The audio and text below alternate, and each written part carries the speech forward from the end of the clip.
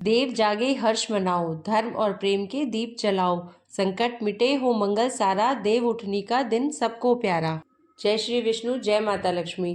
जैसा कि आप सभी जानते हैं कि देव उठनी एकादशी का पावन पर्व आने वाला है, तो आज की वीडियो में आपको कुछ ऐसे उपाय बताने जा रही हूँ जिन्हें अगर आप कर लेते हैं तो माँ लक्ष्मी और भगवान विष्णु की कृपा आपको प्राप्त होती है और माँ लक्ष्मी आपके भंडार धन धान्य से भर देगी। देवउठनी एकादशी पर चाहे आप कुछ भी मत करना, लेकिन ये उपाय जरूर कर लेना। माँ लक्ष्मी आपके घर दौड़ी चली आएंगी। हिंदू धर्म में देवउठनी एकादशी का बड़ा ही विशेष महत्व होता है। कार्तिक माह के शुक्ल पक्ष में आने वाली एकादशी तिथि को देवउठनी एकादशी कहा जाता है। देवउठनी एकादशी को प्रबोधनी एकादशी और देवोत्थान एकादशी के नाम से भी जाना जाता है। यह एकादशी कार्तिक मास के शुक्ल पक्ष की एकादशी तिथि को मनाई जाती है। इस दिन भगवान विष्णु 4 माह के बाद योग निद्रा से जागते हैं। इसके साथ ही चातुर्मास का समापन होता है। चातुर्मास का समापन होने के बाद देवउठनी एकादशी के दिन फिर से शादी विवाह, मुंडन, संस्कार, सगाई समेत सभी मांगलिक कार्यों की शुरुआत हो जाती है। फिर देवउठनी एकादशी के अगले दिन द्वादशी तिथि में तुलसी विवाह का आयोजन कराया जाता है। भगवान विष्णु के अवतार शालिग्राम से माता तुलसी का विवाह होता है, जिस दिन को तुलसी विवाह के नाम से जाना जाता है। धार्मिक मान्यताओं के अनुसार तुलसी विवाह के आयोजन से घर में सुख समृद्धि और खुशहाली आती है। कार्तिक माह में तुलसी के पौधे की पूजा अर्चना भी शुभ फलदायी मानी जाती है। धार्मिक मान्यता है कि सभी एकादशियों में सर्वश्रेष्ठ माने जाने वाली इस देवउठनी एकादशी का व्रत करने वालों को अक्षय पुण्य, स्वर्ग और वैकुंठ की प्राप्ति होती है। भगवान श्री हरि विष्णु जी की कृपा से साधक को हर तरह के सुख की प्राप्ति होती है। उसके जीवन में कभी भी किसी भी तरह की समस्या नहीं आती है। हालांकि आपको देवउठनी एकादशी के दिन कुछ बातों का ध्यान रखना भी बेहद जरूरी होता है। शास्त्रों में कुछ ऐसे नियमों का वर्णन किया गया है जिन नियमों का पालन हर व्यक्ति को देवउठनी एकादशी के दिन करना चाहिए। अगर आप इन नियमों का पालन नहीं करते हैं तो भगवान श्री हरि विष्णु जी आपसे रुष्ट हो सकते हैं और आपको शुभ परिणाम की जगह गंभीर परिणाम देखने को मिल सकते हैं। शास्त्रों में कुछ ऐसे उपायों का वर्णन भी किया गया है जिन उपायों को देवउठनी एकादशी के दिन करने से साधक को माता लक्ष्मी और भगवान श्री हरि विष्णु की असीम कृपा प्राप्त होती है। उसके जीवन में किसी भी तरह की समस्या नहीं आती है। माता लक्ष्मी की कृपा से उसके अन्न धन के भंडार भर जाते हैं।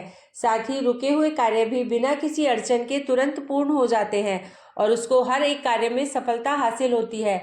इस वीडियो के माध्यम से मैं आप सभी को बताऊंगी कि इस बार साल 2024 में देवउठनी एकादशी कब है, देवउठनी एकादशी की पूजा विधि क्या है और इस दिन का क्या महत्व है। इसके अलावा देवउठनी एकादशी पर कौन से उपाय करने से माता लक्ष्मी की कृपा से सुख संपत्ति और धन ऐश्वर्य की प्राप्ति होती है। इस वीडियो में आपको देवउठनी एकादशी के बारे में संपूर्ण जानकारी मिलेगी। तो चलिए वीडियो को शुरू करते हैं, लेकिन उससे पहले अगर आप भी चाहते हैं कि जगत के पालनहार भगवान श्री हरि विष्णु जी का आशीर्वाद आप पर और आपके परिवार पर सदैव बना रहे, तो इस वीडियो को लाइक करें और चैनल को सब्सक्राइब कर लें और कमेंट बॉक्स में सच्चे दिल से जय श्री हरि विष्णु लिखकर अपनी हाजिरी जरूर लगाएं। तो चलिए सबसे पहले जानते हैं कि इस बार साल 2024 में देवउठनी एकादशी कब है। हिंदू पंचांग के अनुसार इस साल 2024 में कार्तिक मास की शुक्ल पक्ष की एकादशी तिथि की शुरुआत 11 नवंबर 2024 की शाम 6:46 पर होगी। वहीं इस तिथि का समापन 12 नवंबर 2024 को शाम 4:04 पर होगा। ऐसे में उदया तिथि के अनुसार देवउठनी एकादशी का व्रत मंगलवार 12 नवंबर को रखा जाएगा। इसके अलावा देवउठनी एकादशी व्रत पारण के बारे में बात करें तो व्रत का पारण देवउठनी एकादशी के अगले दिन यानी 13 नवंबर को किया जाएगा। ऐसे में देवउठनी एकादशी का पारण 13 नवंबर की सुबह 6:42 से 8:51 के बीच किया जाएगा। साथ ही इस बार देवउठनी एकादशी पर कई संयोग भी बन रहे हैं। देवउठनी एकादशी के दिन सुबह 7:10 तक हर्षण योग का निर्माण हो रहा है। वहीं वज्र योग पूरे दिन रहेगा। सर्वार्थ सिद्धि योग 12 नवंबर को सुबह 7:52 से लेकर 13 नवंबर को सुबह 5:40 तक रहेगा।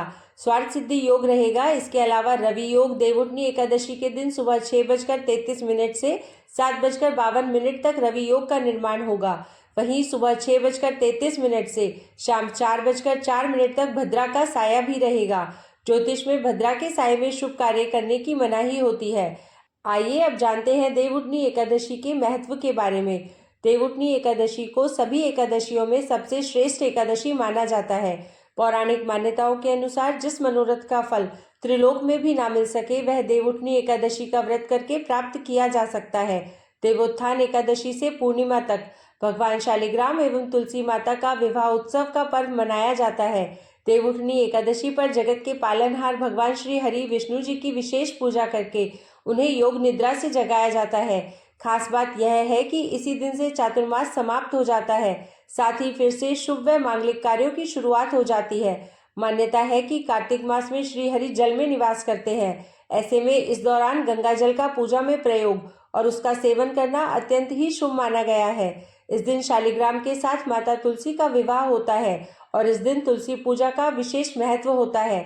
इस दिन तुलसी और शालिग्राम की पूजा करने से पितृदोष का शमन होता है। इसके अलावा देवउठनी एकादशी व्रत करने से व्यक्ति की कुंडली में चंद्रमा की स्थिति मजबूत होती है। तो ये थी देवउठनी एकादशी का महत्व। चलिए अब जानते हैं देवउठनी एकादशी की पूजा विधि के बारे में। देवउठनी एकादशी के पावन दिन पर सुबह ब्रह्म मुहूर्त में उठकर स्नान करना चाहिए और भगवान विष्णु के व्रत का संकल्प लें। उसके बाद मंदिर की साफ सफाई करें और भगवान विष्णु, धन की देवी माता लक्ष्मी का स्मरण करें। फिर भगवान को पंचामृत से स्नान कराएं, साथ ही हल्दी या गोपी चंदन का तिलक लगाएं। उसके बाद भगवान विष्णु को पीले फूलों की माला, मिठाई, फल और तुलसी के पत्ते चढ़ाएं। भगवान विष्णु के ओम नमो भगवते वासुदेवाय या ओम विष्णवे नमः मंत्र का जाप करें। विष्णु सहस्त्रनाम का पाठ करें और आरती गाएं।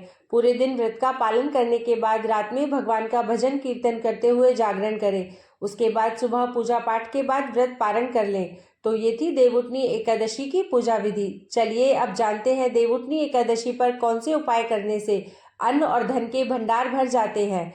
1 चुटकी हल्दी। देवउठनी एकादशी के दिन भगवान विष्णु का आशीर्वाद प्राप्त करने के लिए नहाने के पानी में 1 चुटकी हल्दी डालकर स्नान करें और उसके बाद पीले रंग के वस्त्र पहने। ऐसा करने से साधक पर भगवान विष्णु की कृपा बनी रहती है। उसके जीवन से सभी तरह की समस्याएं दूर हो जाती हैं। दूसरा उपाय है गोमती चक्र का उपाय। देवउठनी एकादशी पर गोमती चक्र का भी विशेष उपाय किया जा सकता है। विवाह में आ रही बाधाओं को दूर करने के लिए गोमती चक्र को अपने पूजा स्थल में स्थापित करें और उसकी विधि विधान से और श्रद्धा पूर्वक पूजा करें। इससे घर में सुख, शांति और समृद्धि बनी रहती है और विवाह में आ रही रुकावटें दूर होती है। तीसरे नंबर पर है विष्णु सहस्त्रनाम का पाठ करें। देवउठनी एकादशी पर विष्णु सहस्त्रनाम का पाठ करना शुभ फलदायक होता है। विष्णु सहस्त्रनाम का ध्यान करने से न सिर्फ मानसिक शांति मिलती है बल्कि सभी बाधाएं दूर होती हैं। विवाह में सफलता पाने के लिए इस दिन सुबह सुबह स्नान करके भगवान विष्णु के सामने दीपक जलाएं और विष्णु सहस्त्रनाम का पाठ करें। इससे विवाह में आ रही अड़चनें दूर हो सकती हैं। चौथा है गन्ने का रस। धार्मिक मान्यताओं के अनुसार देवउठनी एकादशी पर तुलसी के पौधे में कच्चे दूध में गन्ने का रस मिलाकर चढ़ाएं। फिर तुलसी माता के समक्ष घी का दीपक जलाकर आरती करें। ऐसा करने से धन संबंधी समस्याएं समाप्त होती है। साथ ही आपको माता लक्ष्मी के साथ साथ तुलसी माता की कृपा भी प्राप्त होती है। पांचवा, नारियल बादाम। धार्मिक मान्यताओं के अनुसार घर की सुख समृद्धि के लिए देवउठनी एकादशी के दिन किसी मंदिर में 1 नारियल और बादाम चढ़ाना चाहिए। ऐसा करने से आपके अटके हुए काम बनने लगते हैं।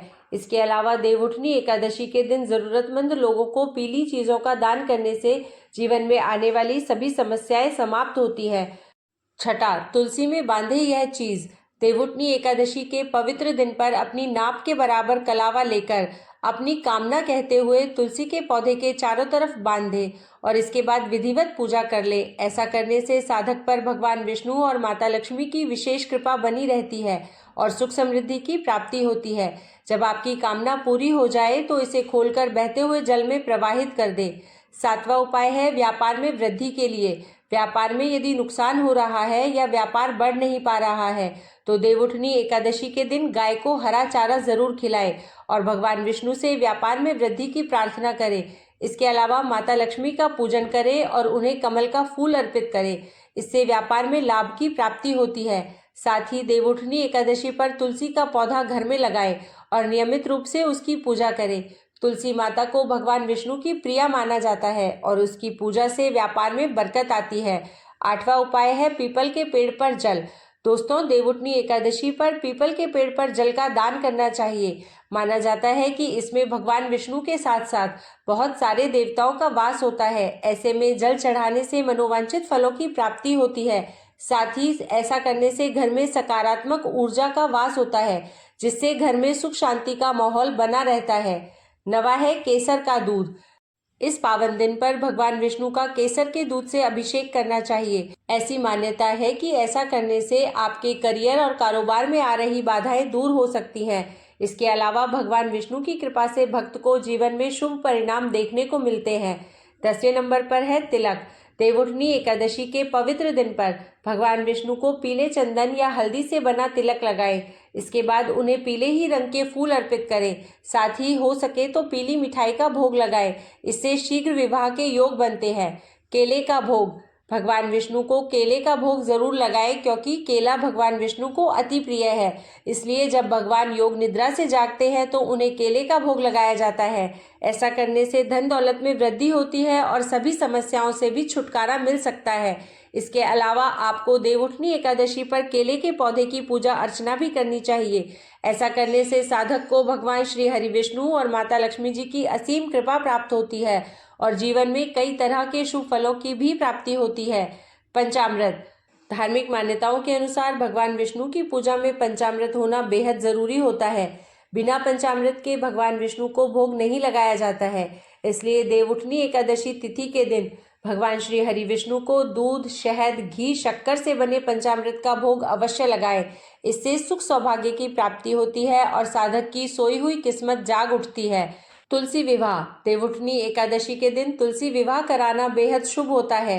कहते हैं कि इस दिन तुलसी विवाह कराने से शादी विवाह में आ रही रुकावटें दूर होती है। इस दौरान तुलसी माता के पौधे के पास 5 देसी घी के दीपक जलाएं। इसके बाद सच्चे मन से देवी की आरती करें। मान्यता है कि इससे आपकी हर मनोकामना पूरी होती है। 14 नंबर पर है शंख में दूध। देवउठनी एकादशी के दिन भगवान विष्णु को शंख में गाय का दूध भरकर स्नान कराएं और इसके बाद गंगा जल से स्नान कराएं। मान्यता है कि ऐसा करने से व्यक्ति की पैसों से जुड़ी हुई समस्याएं दूर होती है। इसके अलावा देवउठनी एकादशी के दिन भगवान विष्णु की पूजा के दौरान ओम नमो भगवते वासुदेवाय नमः मंत्र का जाप करें। ऐसा करने से जीवन में आ रही सारी समस्याएं दूर हो जाती हैं। पान का पत्ता। अगर आप आर्थिक समस्या से परेशान हैं तो देवउठनी एकादशी के दिन प्रातःकाल स्नान करके ब्रह्म मुहूर्त में भगवान श्री हरि विष्णु की पूरी श्रद्धा के साथ पूजा अर्चना करें और एक पान के पत्ते पर ओम विष्णवे नमः लिखकर भगवान के चरणों में अर्पित करें। अगले दिन इस पत्ते को पीले रंग के कपड़े में लपेटकर तिजोरी में रख दें। 16वें नंबर पर है माथे पर मिट्टी लगाएं।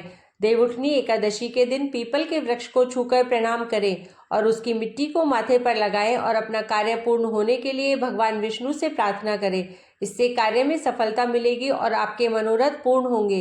इसके अलावा देवउठनी एकादशी पर श्रीमद् भागवत कथा का पाठ जरूर करना चाहिए। ऐसा करना बहुत ही शुभ माना जाता है। सुखी दाम्पत्य जीवन के लिए उपाय।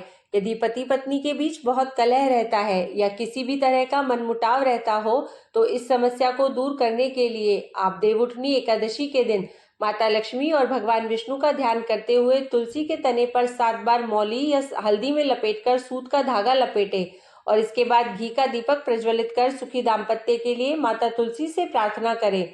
दान। देवउठनी एकादशी के दिन धान, गेहूं, मक्का, बाजरा, उड़द, गुड़ का दान करना बेहद शुभ होता है। इसके अलावा इस दिन कपड़ों का भी दान किया जाता है। देवउठनी एकादशी के दिन पीले वस्त्र आप दान कर सकते हैं।